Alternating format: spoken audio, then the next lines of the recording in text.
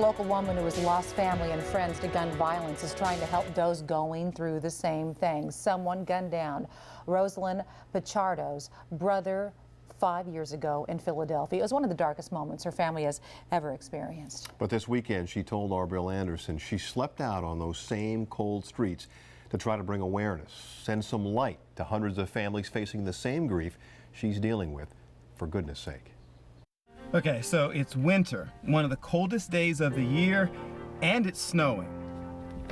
And with all that going on, Ros Pichardo is sleeping outside today to bring attention to the violence on Philadelphia streets. This is the 72-hour Camp Out for Peace. This is the 5th year anniversary. The Camp Out for Peace is exactly what it sounds like. Every year, Roz sleeps outside on a vacant lot in the Nicetown, Tioga section of the city.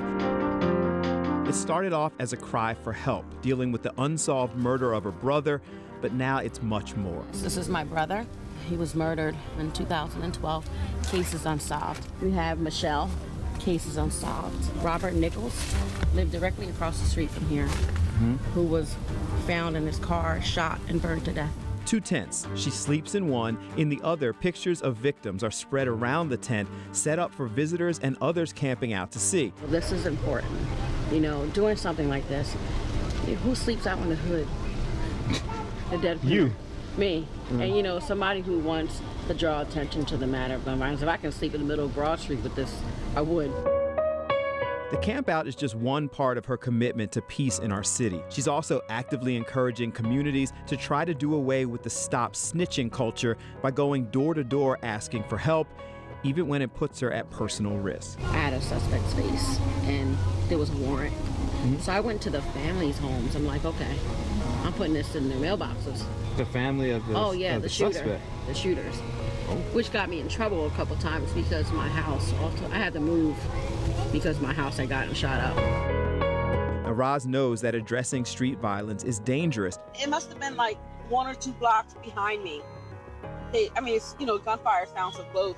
But sadly, tragedy has struck her so many times that she feels like if she doesn't step up, who will? You're not afraid of people saying you better shut your mouth. No, you're talking to a girl who lost her boyfriend to murder, lost her brother to murder, lost her twin sister to suicide.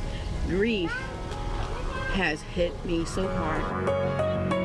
But the grief and intimidation that understandably cause many in our city to cower has inspired Roz to act as a way to help our neighborhoods and her own emotional survival. You can't grieve forever.